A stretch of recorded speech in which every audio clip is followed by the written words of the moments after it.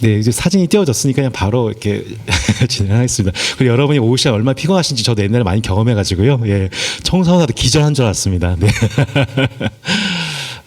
하시다가 좀 이렇게 좀 많이 피곤하시면 눈 감고 들으셔도 괜찮고요. 예, 저는 이렇게 이론적인 그런 건 아니고 실제적인 적용에 관한 거예요.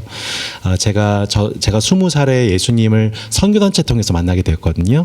그 후로 이제 10년 동안 청년으로 성장이 되었고 청년 사역자가 되어서 13년 동안 청년 사역을 하게 되고 지금 담임 목사가 되어서 어떻게 하면 청년들이 복음을 만날 수 있을지 또 복음적인 교회를 통해서 청년들이 보호받을 수 있을지 이 관심을 가지고 지난 7년 동안 오게 되었습니다. 아시다시피 저는 이제 성복중앙교회에서 우리 학복협 지금 대표이시죠? 길성 목사님께서. 네, 그래서 길성 목사님 2010년부터 함께 동역해서 9년 동안 함께 동행하면서 어떻게 한 지역교회가 청년 세대를 품을 수 있는지 청년들이 돌아오는 그 교회가 된 모습을 함께 보았고 그 이후에도 성복중앙이 계속 성장하고 있는 모습을 이제 보게 되면서 참 흐뭇하지요. 그런데 이제 또 학복협에서 함께 동역하게 되면서 이제 가난 성도 현상이 발생되게 되었고 왜 청년들이 한국교회에서 이탈되는가의 현상에 주목하게 되면서 제가 내렸던 결론은 결국 세술은 세 부대에 담아야만 한다라고 하는 청년들이 보호받는 교회에 대해서 지금 현재 가난 성도들과 청년들을 품는 교회로서 다산따스한 교회가 그래서 이름이 따스한 교회입니다. 좀 이렇게 이 따스한 교회에 태동하게 된 그 배경이 있었는데요. 제가 한 50년 전에 가나안 성도가 된 성도를 만나게 되었습니다. 저희 외가댁의 한 분이신데 이분이 저한테 이야기를 고등학교 때 거의 이렇게 어떤 신학적인 한 견해가 달라가지고 이단적으로 한 청소년을 이단처럼 이렇게 몰아가는 담임 목사의 그 어떤 이렇게 폭력적인 횡포로 인해서 상처를 받아서 그 이후를 가나안 성도가 되어버리신 그 제 삼촌 얘기를 듣게 되었습니다. 그분이 얘기하시기를 진원아 너가 이제 개척하게 되는데 아주 교회는 좀 따뜻한 곳이 되면 좋겠어라고 하는 얘기를 하시더라고요. 네, 그래서 따뜻한 교회 어떠니? 그래서 쫙 찾아봤어요. 따뜻한 교회 전국에 따뜻한 교회가 되게 많더라고요. 근데 따스한 교회를 찾아봤더니 하나도 없어요. 예, 그래서 이름이 따스한 교회. 근데 따산라고 하는 라임까지. 예. 요즘 지마켓에 라임이 유행이잖아요, 그죠? 그래서 따산 이렇게 너무 좋다. 그래서 따산. 네, 그래서 새 가족들이 여름엔 잘 안 와요. 겨울에 많이 옵니다. 따스한 교회 찾아서 초반에는 가난한 성도들이 진짜 많이 찾아오셨어요.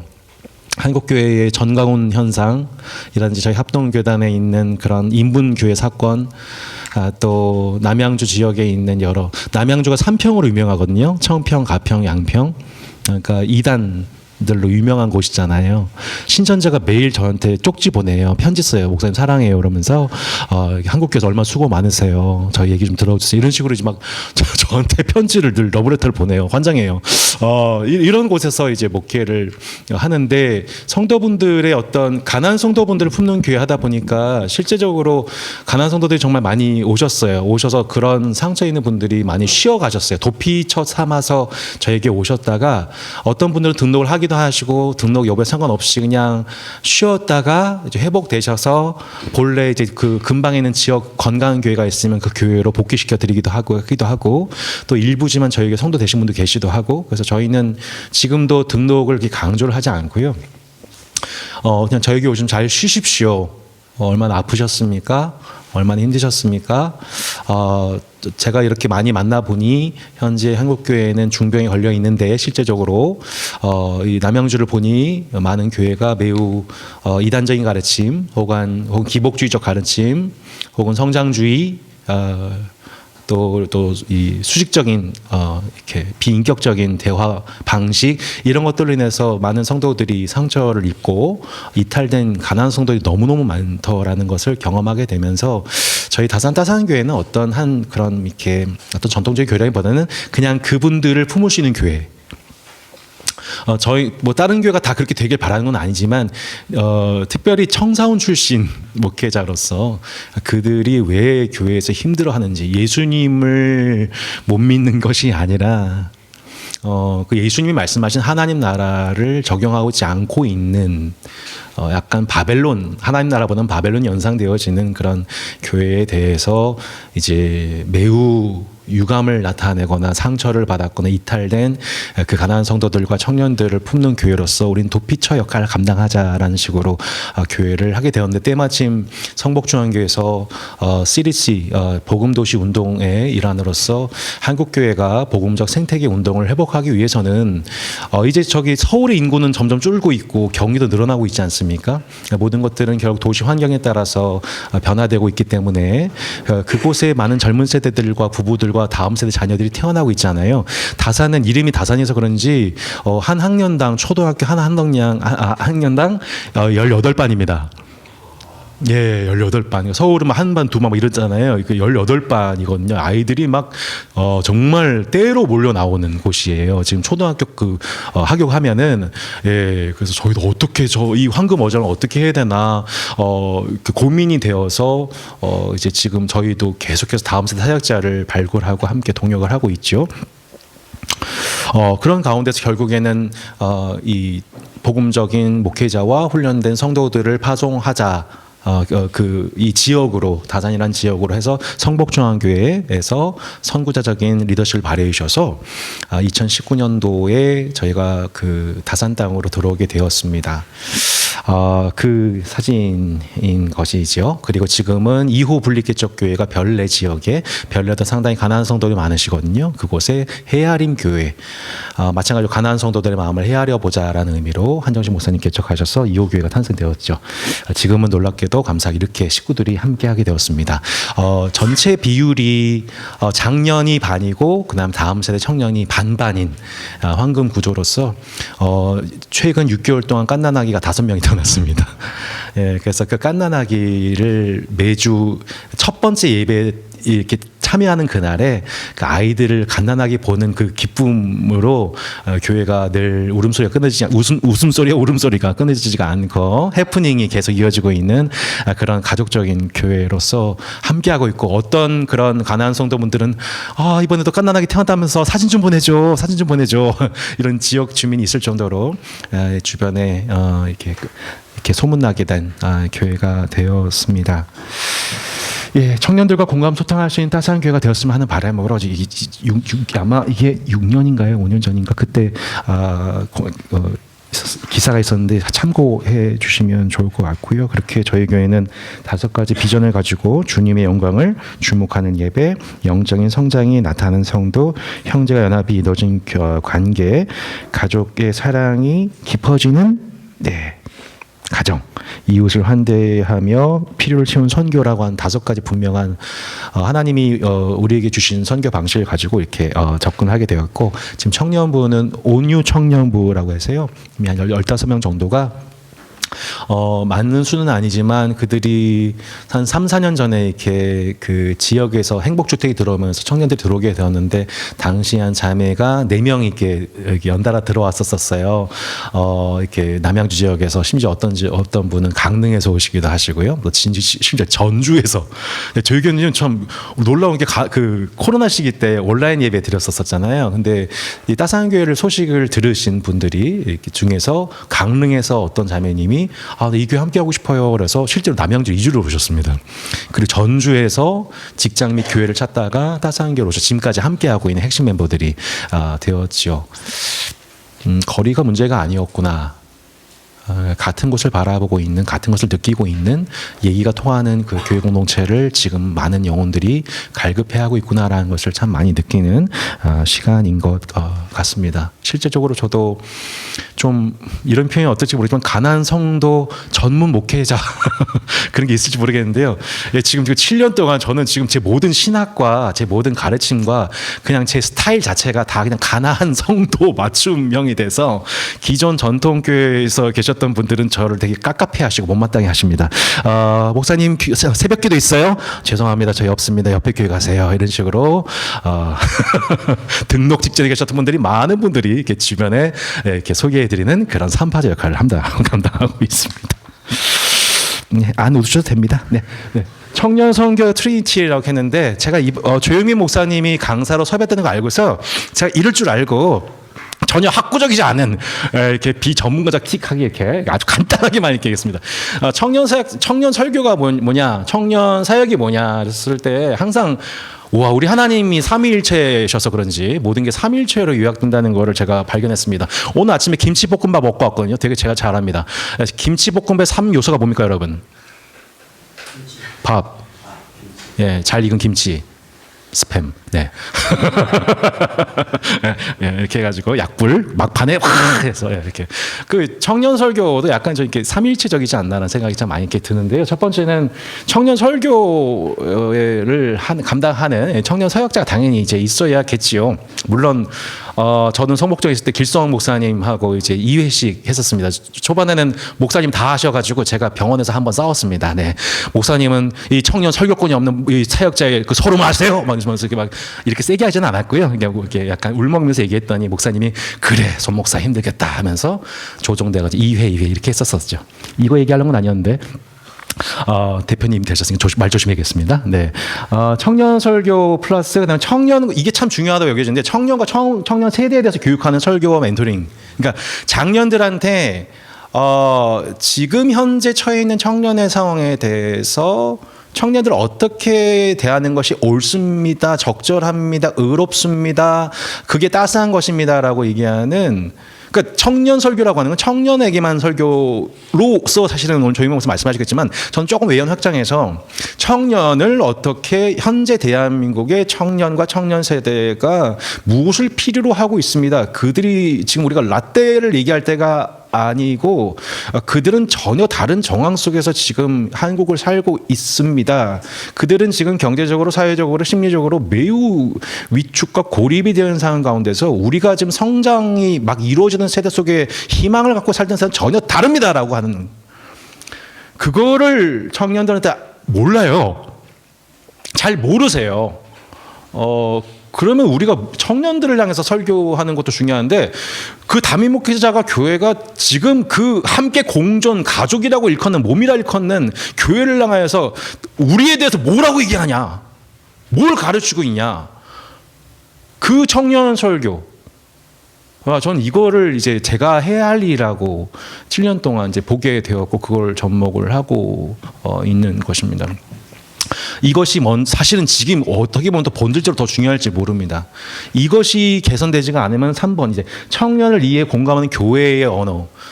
여러분, 우리가 앞에서 하는 강단에서 하는 설교가 아닙니다. 실제로 그림 언어로 나타내야지는 우리의 모든 경건에서 우려나는 그 청년들을 체휼하는 언어. 그러니까 이 2번의 결과로서 3번의 결과로서 청년들을 대할 때에 만났었을 때의 그 적절한 첫 번째 언어, 대화의 방식, 태도, 이거가 지금 사실 우리에게 필요한 청년 설교가 아닐까요?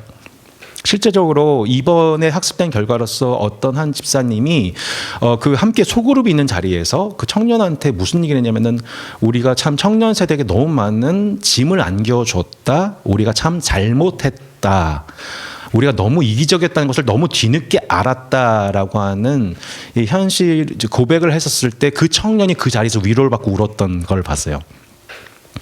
그리고 나중에 저한테 얘기하고는 그래도 따스한 교회는 어른이 계시네요. 함께 공존할 수 있겠네요 라고 하는 거죠. 그러니까 청년부만 잘 된다고 해서 그 청년들이 있는 게 아니라 그 청년과 함께하는 교회가 우리를 진짜 가족으로, 식구로 보고 있느냐, 몸으로 보고 있느냐라고 했었을 때 지금 저희는 따스한 교회는 7년 동안 그 실험 중에 있고 그 체질화 과정 중에 있다고 볼 수가 있을 것 같습니다. 그러다 보니 알게 된 것이 마지막에 동상이몽의 상처라고 하는 것은 우리가 같이 교회에 있지만 동상이몽적 상태 속에서 교회 생활하는 경우가 얼마나 많은지 모른다는 것입니다. 지금 작년이 바라보고 있는 청년과 청년이 생각하고 있는 스스로의 현실은 너무나도 다릅니다. 동상이몽이죠. 근데 이것은 비단 청년만이 아니고 사실은 교회에 차다는 모든 사람들의 일입니다. 포천 쪽에 합동 쪽에 큰 교회가 있었었는데 지난 코로나 때부터 엄청 건축을 통해서 엄청 성장했다고 합니다. 근데 그 교회가 정말 거짓말처럼 하루 이틀에 풍지박산이 났다고 합니다. 목사파와 장로파의 이견으로 분명 누군가가 잘못했을 것이고 그럼 그 누군가 잘못에 의해서 우리가 세워둔 원칙에 의해서 그것을 치리하고 교훈해서 회개하면 되는 것인데 놀랍게도 그 교회에 원칙이 없다라는 것을 뒤늦게 알게 된 것입니다. 그 교회론이 교회론이 밑바탕되지 않은 교회의 성장은 사상 누각이라는 것을 함께 있으나 동상이몽이라는 것을 우리가 알게 된 것이죠. 따스한 교회를 개척하게 되면서 저는 제가 의도한 것이 아니라 2년에 한 번씩 교회론 설교를 하게 됩니다. 왜냐하면 그곳에 많은 이들이 각자가 생각하고 있는 동상이몽적 교회론을 가지고 있는 수많은 성도들이 찾아오기 때문이며 그 동상이몽에 경험했던 그 상처로 말미암아 교회가 될 것에 대해서 결단하지 못하는 자신감을 잃어버린 사람들이 너무너무 많기 때문입니다. 그래서 결국 2년에 한 번씩 교회를 하게 되어서 이번에 얼마 전에 하게 된 그 교회론의 이름이 동상동몽입니다. 같은 곳을 같이 탔지만 노를 반대쪽으로 넣어가게 되면 결국 그 배는 헛돌게 되고 난파되겠죠. 네, 그렇게 목회자와 성도가 또한 장년과 청년이 동상이몽이 아닌 동상동몽하기 위해서는 목사가 혹은 어떤 중직자가 힘 있는 사람, 기득권자가 교회의 실세가 되어서 그 사람 뜻대로 되는 것이 아니라 우리가 얼마나 종교개혁 508주년을 보냈지만 성경이 본질이 되고 중심이 되어서 그 성경이 말하는 바가 우리의 주가 되어서 담임 목사가 교황이 되는 개신교가 다시 구교화되는 현상이 반복되지 않으려면 오직 우리가 믿는 예수 그리스도의 말씀이 주어가 되고 그 판단 안에 받는 교회론이 원칙이 되어야 한다는 것을 통해 결국 5번에 걸친 교회론 강의를 또 가다 놓게 되었고 또 요즘 나오는 말이 목사님 또 새로운 성도들이 오셨으니 교회론 또 하시죠. 이게 지금 저희 교회에서 학습되신 분들이 의해서 저한테 피드백이 온 내용입니다. 언어가 또 틀리기 시작했어요. 예. 그 동상동몽의 과정이 얼마나 많은지 그 동상동몽이 되지 않으면 결국 청년들은 작년이 보기에 모은 결국 일꾼입니다. 교회 일꾼, 교회 성장을 위해서 개척교인이 결국엔 주일학 교고 부흥을 해야 되고 다음 세대를 품어야 되니 성장을 위해서는 그 제일 시간이 많은 청년들이 제일 열정 있는 청년들이 우리도 그랬으니까 교회 일꾼들 들어왔다. 그래서 이 교회 처음 새 가족 왔었을 때 막 교회가 막 박수치면 난리가 나죠. 아 일꾼 들어왔다. 찬양 잘한대. 기독교 학과래. 막 교회는 막 흥분해가지고 막 부서별로 벌써 쟁탈전이 나죠. 그거 스탑시키고 노터치. 은사 있어도 열정 있어도 안 됩니다. 1년 동안 먼저 이 성도가 어떤 사람을 확인해야 되고 동상동몽 이수해야 하고 교육받고 이 사람이 회복된 후에 그 다음에 결정해야 합니다. 스탑시켰습니다. 예, 그 결과로서 이 5주의 과정을 새 가족들이 학습하게 되었습니다. 제가 그 남양주에서 이렇게 있다 보니까 결국에는 이런 식으로 정리가 되더라고요. 지금 우리가 정말 기독교일까? 우리가 정말 개신교일까? 근데 생각해 보니까 겉은 간판은 예수 장로회라고 하는데 실제적으로는 예수님이 주인 되지 아니하시한 성경이 전통보다 복음보다 전통이 위에 있는 형태, 전통이 복음을 질식시키고 있는 형태의 교회들이 그런 교회가 너무 많다는 것을 저는 정리해 봤습니다. 첫 번째가 기복교겠죠. 천국이 아닌 세속이 목적이며 기득교, 그다음에 관계가 아닌 이득이 목적이고 기도교, 교제가 아닌 응답이 목적이며 기업교, 성화가 아닌 성장의 목적이며 기성교, 복음이 아닌 전통이 목적이고 성전교, 일상이 아닌 종교가 목적인 그리고 목사교, 성도가 아닌 명예와 사역이 목적인 형태. 우리가 예수님 말하지 않는 게 아니지 않습니까? 성경 인용하지 않는 게 아니고 예배 의전 다 지키지 않습니까? 52주 자유게 다 합니다. 그 모든 걸 다 해요.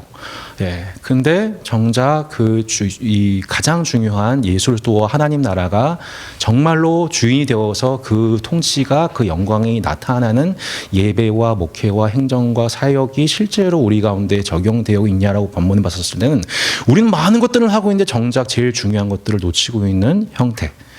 그래서 따스한 교회를 처음 개척했었을 때에 마치 그 삼성의 그 이건희 회장이 그랬댔잖아요. 마누라 빼고 다 바꿔라고 했던 명언을 남기셨던 것처럼 저희도 본질 빼고 다 바꾸자. 제가 그 종암동에서 남양주를 딱 이렇게 차 타고 개척하는 길에 그 대형 마트에서 저한테 아주 선지자적인 가르침 줬습니다. 빼는 것이 플러스다. 네, 홈 플러스입니다. 네. 빼는 것이 플러스구나. 지금 우리는 너무 투머치가 되어 있어서 정작 우리가 본질을 잃어버렸구나. 아무리 좋은 음식 많이 먹어도요, 다른 것 튀김, 햄버거, 피자까지 더 많이 먹게 되면요 몸에 안 좋습니다. 좋은 거 먹은 게 별로 이렇게 효과가 안 나타나요. 그러니까 좋은 것만 먹어야 돼요. 그러기 위해서는 빼야 되거든요. 예, 이렇게 빼야 됩니다. 막 이것도 사고 싶고 저것도 사고 싶고 이것도 해야 될 것 같고 저것도 해야 될 것 같고 하다가 정작 우리가 해야 할 그것, 정작 먹어야 될 그것을 하지 못하는 것. 그래서 과감하게 빼어서 저희가 오무교회로 출발을 했습니다. 세상의 빛교회가 이종필 목사님 선배님 계시는데 본인이 산무교회라고 엄청 자랑하시더라고요. 우리 교회는 세계가 없어. 새벽기도가 없어. 대신 심야기도가 있어. 뭐 이렇게 뭐 오후 예배가 있어. 소그룹이 있어. 이렇게 이렇게 막 하셔가지고 제가 좀 필 받아가지고 오무교회를 이렇게 출연시켜서 저희 교회는 식당 봉사부가 없습니다. 그리고 오후 예배도 없고요. 새벽 기도도 없습니다. 찬양대도 없습니다. 토요일 공식 모임도 없습니다. 뭐만 있냐면 주일 예배와 애찬, 성도의 애찬 교제 나눔과 그러니까 식사와 함께 나눔의 시간만 남았습니다. 근데 놀랍게도 코로나가 되니까 모든 교회 다 그렇게 하고 있더라고요. 그게 2019년도 얘기입니다. 근데 그것으로 그리고 그 모든 것을 뺀 상황에서 본질만 남은 상황 속에서 정말 우리가 지켜야 될 것과 본질적이지 않은 것들을 구분해서 요건 본질이 부족한 부분은 본질 다시 취하고 섭취하기 시작하고 야 이건 정말 안 해도 되는 거였네라는 것들을 분별하면서 그렇게 7년이 흘러왔습니다. 지금 뭐 그 외에도 여러 가지 것들이 필요한 것들을 하고 있는 것이죠. 그 설교자에게 있어서는 설교자 또한 계속 세 가지의 계속 그 트리니티의 연속인 것 같습니다. 그러니까 설교 전에 이건 설교 전에 준비해야 될 부분에 대해서는 오늘 아마 조익민 목사님이 에토스, 파토스 세 번째 무엇이죠, 여러분? 로고스 세 가지 똑같이 좀 준비했다 뺐습니다 이거. 그래서 이 세 가지에 관한 조익민 목사님 말씀하신 것 같고요. 그래서 설교 전에 저희가 준비해야 될 부분들에 대해서 그런 세 가지 지적인 또 도덕적인 영적인 그 준비 작업에 대해서는 이제 말씀드리지 않아도 될 것 같고요. 그러니까 결국에는 설교자에게 세 가지 필요하다. 골방, 책방, 신방 이 세 가지가 필요하다라고 얘기했던 것처럼 저는 이제 요 세 개 중에서 사실 오늘 골방 얘기보다는 책방 얘기는 짧게 하고 이제 신방 얘기를 좀 강조를 하면 되지 않을까. 왜냐하면 저는 결국 현장 사역자로서 좀 필드에서 많이 뛰었기 때문에. 예. 제가 오늘 제가 되게 자랑하는 또 따스한교회에서 나름 회자 많이 되는 설교 제목이어서 좀 이렇게 공유하고 싶었습니다. 몸이 살려니 몸살이 난다라고 하는 것입니다. 설교자는 결국 에토스, 파토스, 로고스 이 세 가지를 준비하는 과정을 통하여서 통한다는 것은 결국에는 머리가 아프다는 얘기고 마음이 아프다는 얘기고 심령이 영이 깨어진다는 것을 그 과정을 겪는 것을 의미하죠. 예, 설교자 그래도 되시겠습니까? 예, 아마 목회자가 이런 거였다면 아마 되지 않았을 텐데 몸이 살려니 몸살이 난다. 저희 교회에 엄청난 일이 좀 있었는데 실제적으로 저희 교회가 그 코로나 기간에도 참 감사하게도 많은 분들을 하나님 보내주셔서 새 가족이 막 드러나고 있던 타에 야 이제 코로나가 끝나가니 마스크를 벗고 오프라인으로 가지자 해서 온 가족 수양을 했습니다. 근데 아니나 다를까 온 가족 수양을 너무 은혜롭게 잘하고 너무너무 행복했어요. 막 마스크를 벗고 서로 막 껴안고 기도하고 코로나에서 벗어나서 얼마나 행복해요. 뭐야 우리 예전으로 돌아왔다 하면서 이제 우리 앞으로 친하게 지내자 했는데 이게 웬걸 그 2박 3일 수련회 끝난 후에 여기저기서 사건이 사건이 터진 것이지 밤에 제가 거짓말 아니고 야 이제 끝났다 자자 샤워 끝나고 이제 침대 탁 들어간 순간에 문자를 딱 봤는데 아이고 이게 올 게 온 겁니다. 작년에 모 집사님의 발언으로 인해서 청소년과 청소년 어머니가 큰 시험에 빠지고 또 작년에 의해서 청년 신혼부부가 큰 시험에 빠진 그 일이 실제로 2022년도 경에 일어나서 몸살이 온 거죠. 공동체가 엄청난 이제 1년 정도, 1년이 아니죠. 거의 3년 정도에 걸친 몸살 과정이 있었습니다. 그래서 그 과정 통해서 그 집사님께는 교훈과 치료의 과정을 가졌고 이분은 잠시 교회를 떠났다가 설교를 듣고 온라인 설교를 듣고 다시 돌아가겠다는 마음을 결심하여서 돌아와서 회개를 하게 되고 당사자에게 진심으로 사과를 하게 되고 저 또한 그거에 대한 책임을 지고 한 달 동안 설교를 내려놓고 자숙의 기간을 갖는 그런 시간을 가졌습니다. 마태복음 예수님이 내 교회를 세우겠다라고 하시고서 마태복음 18장에 보면은 내가 내 교회를 세우겠다 하실 때 그 교회에 대해서 어떻게 교회를 운영해야 되는지는 마태복음 18장에 다 나와 있습니다. 마태복음 18장이 예수님이 가르치는 교회론 모음집이거든요. 근데 우리는 사실 마태복음 18장을 그렇게 주목하지 않습니다. 마태 공동체에서 일어났던 수많은 해프닝 속에서 예수님이 지난날 교회를 어떻게 해석하신지에 대해서 하나님 나라 기준에서 어떻게 우리가 교훈을 받아야 되고 치료해야 되고 돌이켜야 되고 형제를 받아주는지에 관한 과정들이 다 나와 있는데 실제 우리는 그것을 마태복음 18장 중심으로 교회를 해석하지 못하고 있습니다. 교회 성장이 방해가 되니까요. 근데 결코 교회 성장이 방해되지 않습니다. 실제로 저희가 그 형제가 죄를 범했었을 때에 그 형제를 직접 권하고 두세 사람은 증참하고 듣지 않으면 이방인처럼 여기라고 하는 예수님 말씀에 따라서 했었을 때 그 과정 통해 저희는 정말 심각한 몸살을 겪었고 근데 그 감기 몸살을 겪은 후에 그 덕분에 사실은 지난 3, 4년 동안 공동체에 더 몸살을 통해 몸이 건강해지는 것을 경험했습니다. 그러니까 제가 오늘 서게 된 이유는 이 얘기하라고 아마 하나님 그러신 것 같아요. 예, 그러니까 설교가 당연히 중요하죠. 근데 설교를 했는데 그대로 말씀을 안 지키거나 혹은 심지어 가르침에 위배된 일을 했었을 때 그럼 여러분 우리는 어떻게 해야 됩니까? 네, 그것이 성도 간의 큰 시험이 되거나 심지어 대사회 관계 속에서 이웃들에게 상처를 주고 있는 성도들의 모습 나타나면 여러분 우리는 어떻게 해야 됩니까? 설교했는데. 네. 우리는 사실 설교 전만 생각합니다. 그리고 설교 당일만 생각하지만 설교 후를 생각하지 않습니다. 우리도 마찬가지입니다. 저도 마찬가지입니다. 설교 한 번 준비하기도 힘드니까요. 마음도 깨어지고 몸도 녹초가 되고 영도 아프고 설교했으니 내 사명 끝났다 싶지만 사실은 그때부터 시작이고 사실은 내가 지난주에 했던 그 설교가 나는 이번 한 주 동안 어떻게 적용했는지에 대해서 오히려 더 중요한 건 설교 후죠. 설교 전, 설교 당일, 설교 후 내가 그 말씀을 어떻게 받아들이고 있는가에 관한 고민이 사실 우리는 없이 일단 사실 살고 있지 않습니까? 그 몸살 과정, 하나님 말씀을 채워하는 공동체적인 몸살 과정, 그리고 설교자가 그 말씀을 대로 소화하기 위해서 내가 가르쳤던 그 교회론, 하나님 말씀을 지키기 위해서 실제 성도에 대해서 1대1로 권하고 혹은 또 다른 이가 어떤 이가 권했을 때 듣지 않은 이에 대해서 제가 장로가 되어서 참여해서 그 자리에서 함께하고 하는 그 교회라는 원칙을 지켜가는 그 과정이 사실은 설교 이후에 더 중요한 과정이 아니었나라는 생각이 듭니다. 네, 그런 설교 과정 통해서 오늘 잠깐 제가 했던 팁을 말씀 좀 드리면 이거는 로고스에 관한 얘기죠. 저는 제가 했던 방식은 결국 제가 선택하게 된 그러니까 이제 설교 본문을 선택하는 과정이 참 중요하잖아요. 그 설교 본문이 선택하게 되는 과정. 제가 이 얘기를 먼저 순서대로 하는 게 더 낫겠네요. 네, 그러니까 저는 이번에 그 전도서를 하게 됐거든요. 전도서.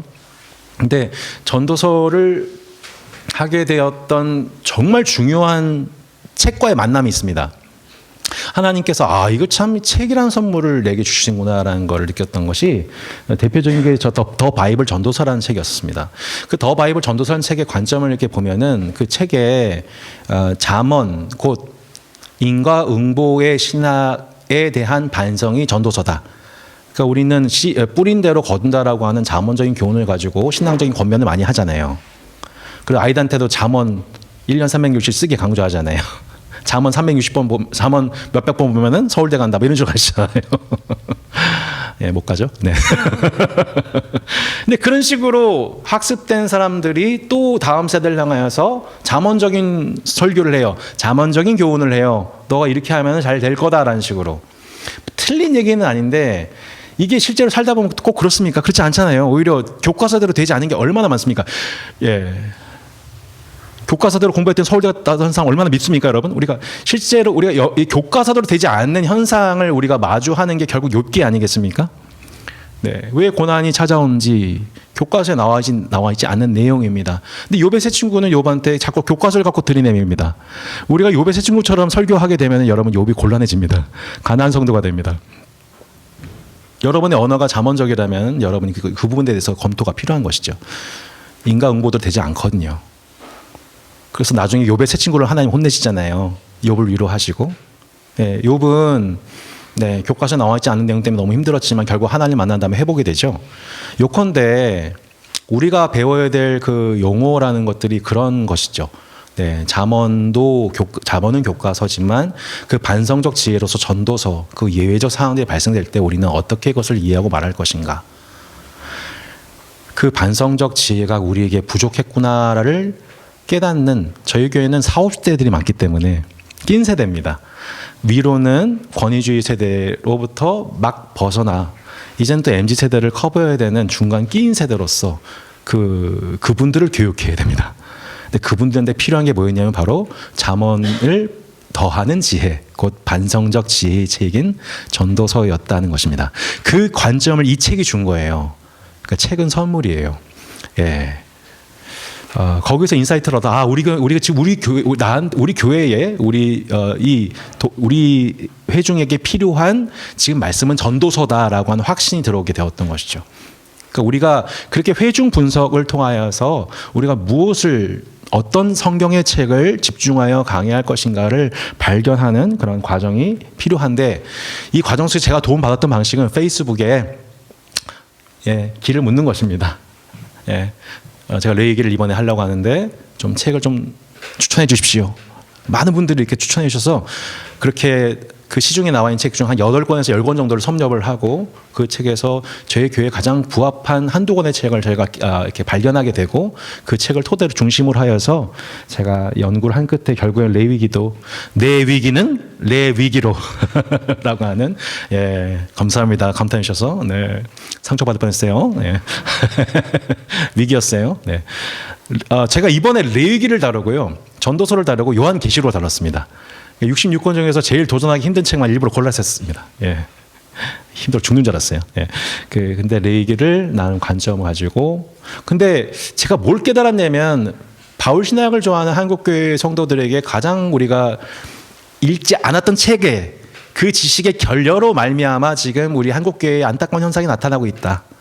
뭐 선지서 안 보잖아요.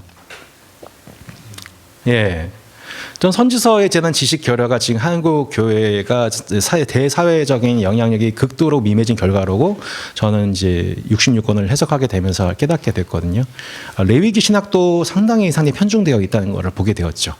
여하튼 그 길을 묻는 과정 속에서 우리는 그렇게 친구 동료들의 도움을 받을 수 있다, 이 얘기하고 싶었습니다. 그렇게 해서 계시록도 이렇게 하게 되었고요. 현재 저희 교회는 청년부 예배가 따로 있는 경우도 있었고 3부에, 혹은 지금은 청년들이 2부 예배를 같이 드리면서 작년과 같이 드리면서 3부 예배 때는 별도 성경 공부 모임을 하고 있는데요. 내년엔 또 다시 또 청년 예배를 부활할 예정입니다. 어떤 것도 상관이 없죠. 그러다 보니 제가 나름대로 청년들과 더불어서 소통하는 설교, 작년뿐만 아니라 하다 보니 청년들의 눈높이에 맞춰진 부분들에 대해서 많이 신경 쓰면서 설교를 했는데요.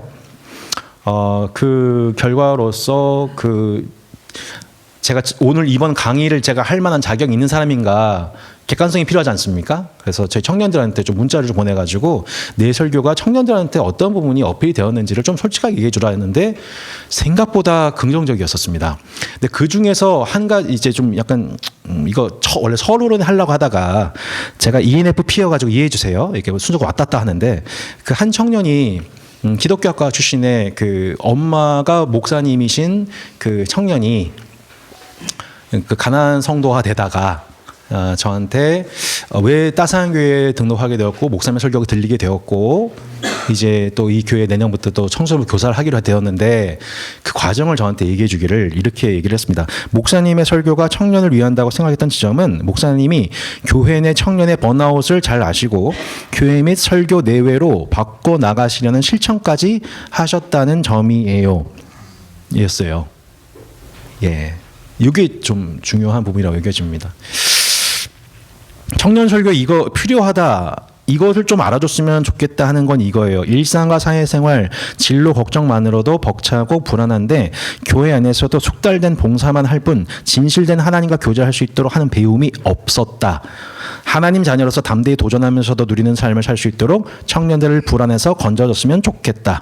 세 번째, 소위 교회에서 부모님이 잘 키웠다, 믿음 좋다, 교회 잘 나오고 봉사 잘한다는 청년들은 왜인지 교회에서 받은 상처로 교회를 떠나고 있다. 기독교 학교까지 온 친구들이면 고등학교 때 정말 신앙생활 눈물 흘리며 교회와 예배 섬기는 애들이었을 거 아니에요. 근데 그런 친구들이 다 교회를 떠났거나 일명 그냥 계속 다니는 상태로 있어요. 청년은 중고등학교 때의 신앙으로 버티지만 그걸 넘어서는 사회의 질문과 자신의 질문을 풀어야 하고 그걸 교회가 도와야 한다고 생각해요. 이게 청년들의 니즈인 거죠, 결국엔. 그러니까 우리가 뭐에 헌신되어야 되는지, 뭐에 탁월해야 되는지를 보여주는 거죠.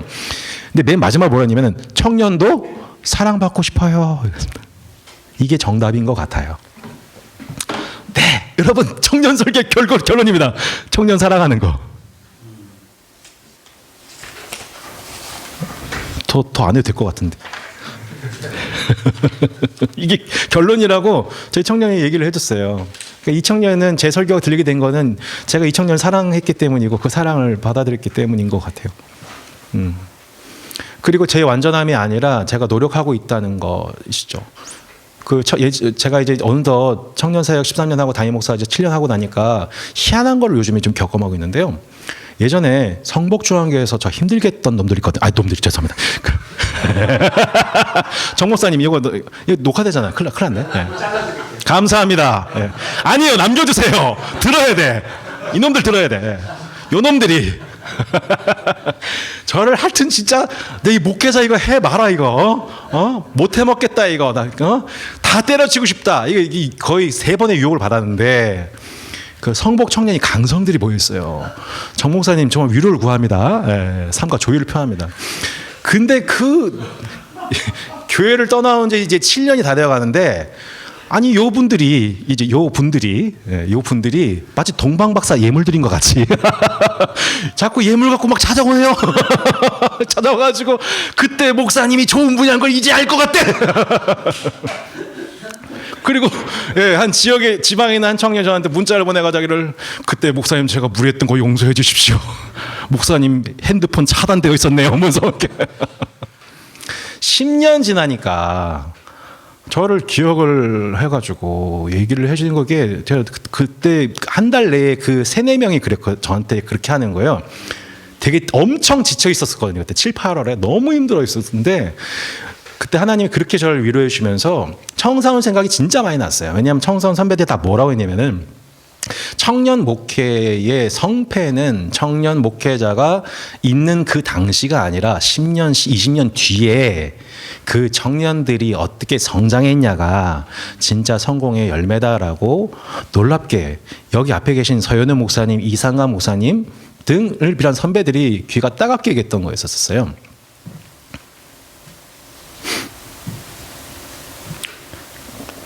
그 당시에는 그냥 멋있는 말이다 싶었는데 이제는 알 것 같아요.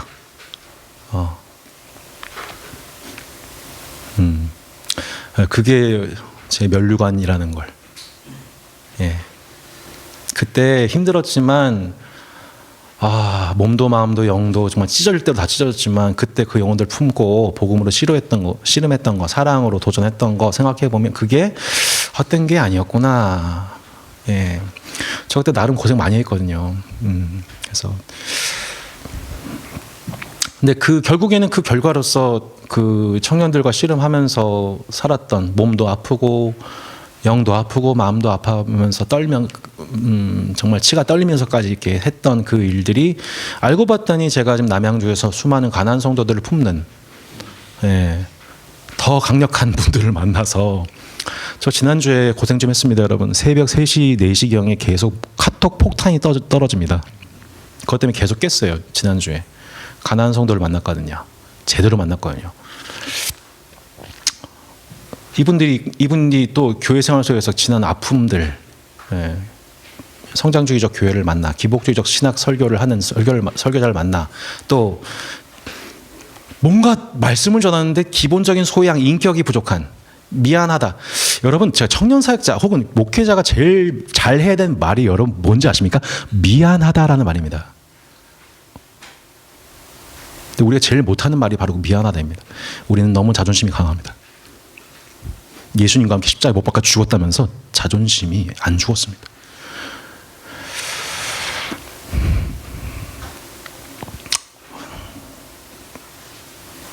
그 미안한 말을 듣지 못해서 속이 상해서 분이 터져서 밤에 잠을 잘 수 없는, 분명히 미안한 상황인데 그 얘기를 어디서 들어보지 못한 그 가난한 성도가 하나님 말씀을 떠난 것도 아니고 하나님께 예배드리지 않은 것도 아닌데 그 일로 인해 상처받는 가난한 성도가 밤에 그것 때문에 잠을 못 자가지고 공황장애를 겪습니다. 불면장애를 겪습니다. 새벽에 잠을 못 자서 유튜브 설교를, 좋은 설교 들으면서 은혜 받고 간신히 회복되어 가지고 그거 받은 거, 은혜 받은 거 정리해 가지고 저한테 보내는 겁니다. 그 분노를 풀어내는 겁니다. 그럼 저는 잠결에 깨가지고 그거 좋아요, 하트, 네, 저 만나서 같이 얘기해요 하고 답장합니다.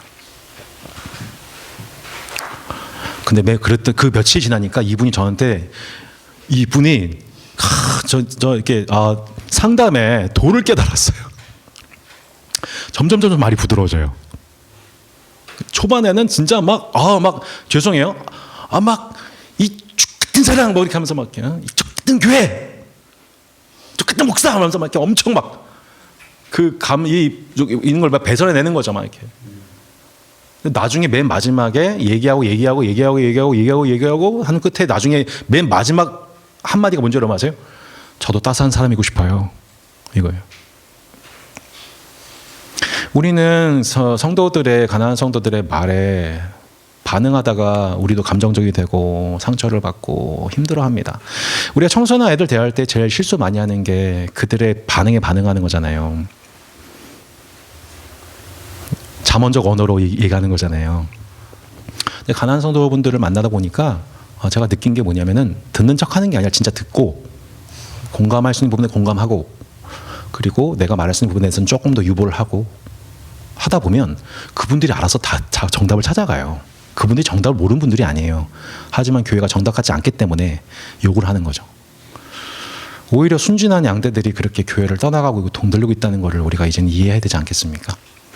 그래서 저는 이스라엘의 잃어버린 자를 구원하시는 예수님의 마음이 뭔지를 느껴서 그 가난한 성도가 세 가족이 한 명 한 명 교회를 돌아올 때마다 그 예배 때 하나님의 영광을 느낍니다. 그 영혼 한 영혼 돌아올 때 하나님이 얼마나 기뻐하시고 임재하시는지를, 그 임재의 강도가 달라요.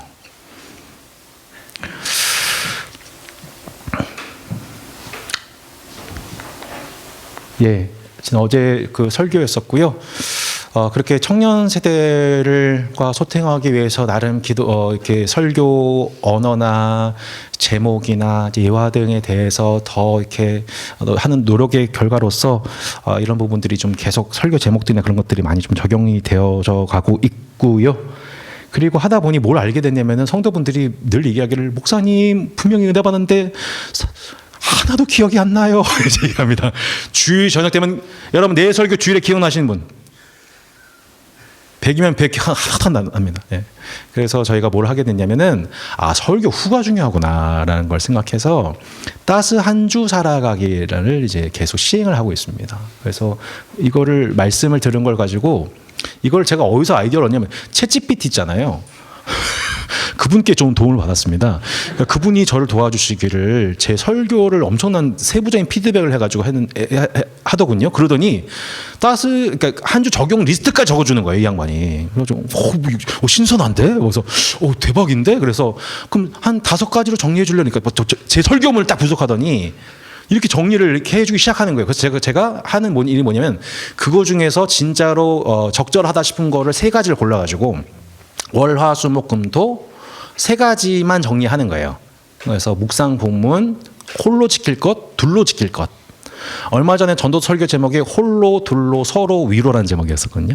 예, 그래서 이렇게 이제 해서 정리를 해가지고 저희는 매일 소그룹별로 말씀을 잃지 않기 위해서 월, 화, 수, 목, 금토 매일 오전 9시에 이것을 올리고 다운별로 요거를 지켰는지를 체크해 가면서 한 주를 동행하면서 살아가고 그 다음 주일에 그 모든 삶의 열매로서 하나님께 영광을 돌리자고 결단하고 있습니다. 네, 요거는 그냥 격가지입니다. 근데 제가 사실 더 많이 요즘 7년 동안 관심 가졌던 것은 사실 청년 양육이었었습니다. 청년 설교는 청년 교육자가 있고 그 청년 교육자는 주말 위주로 사역하기 때문에 양육을 주중에 제가 1대1로 풍산기를 청년들을 했어요. 그래서 저희 교회 청년들은 대부분 저한테 1대1로 양육을 받았었습니다. 그러니까 저는 계속 청년들과 이렇게 부서는 되어 있지만 청년들의 사정에 대해서 속속들이 몇 년 동안 알게 되면서 목자가 양을 아는 관계, 그리고 사람 봄, 여울, 가을, 겨울 지나보면서 이 사람이 언제 약하고 윅포인트가 있는지를 알게 되는 관계가 되어서 지금도 그렇게 조금 떨어진 상태 속에서도 한눈에 볼 수 있도록 그런 하게 되었습니다. 혹시 뭐 나중에 이 양육에 관해서 얘기할 시간이 있다면 좀 좋을 것 같은데 여하튼 양육이든 신방이든 거기에서 청년들의 필요를 발견하고 현장의 소리에서 양들의 울음소리를 듣고 그거에 반응을 하는 목자로서의 삶이고 결국 우리 청년 설교자의 삶이 아닌가 싶습니다. 그렇게 청년들의 필요, 울음소리를 듣고 반응하는 설교자들 되시면 참 좋겠습니다. 예, 비하인드 스토리입니다. 예, 요거 얘기했죠. 요거 얘기할까 말까? 요거만 얘기했다 이거. 예.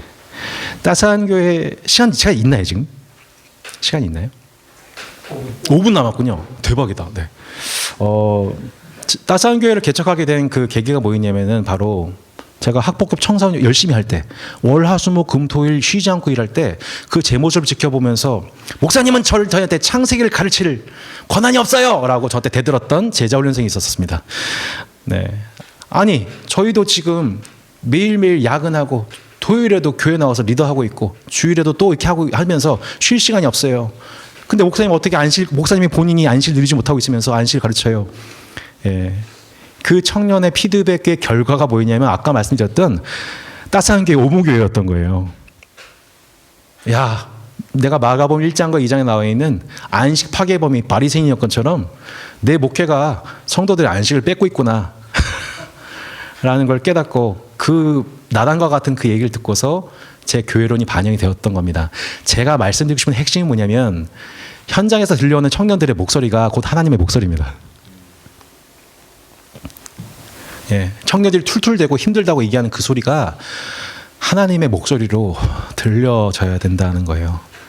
제 설교가 부족함이 많았는데 어느 날 그 분리개척했던 한 청년 부부가 있는데 주일 저녁에 절 만나달래요. 자기 집 앞으로 좀 와달래요. 그래서 만났어요. 그랬더니 목사님 상처받지 마세요 하면서 저한테 목사님 설교는 이러해요 하면서 피드백을 7가지를 하는 거예요. 제 6년 후배예요. 21년 차 후배. 그러니까 21년 동안 함께하고 있는 6년 나이의 후배. 저한테 직언을 한 거죠. 7개 제가요 그 자리에서 핸드폰에 받아 적었어요.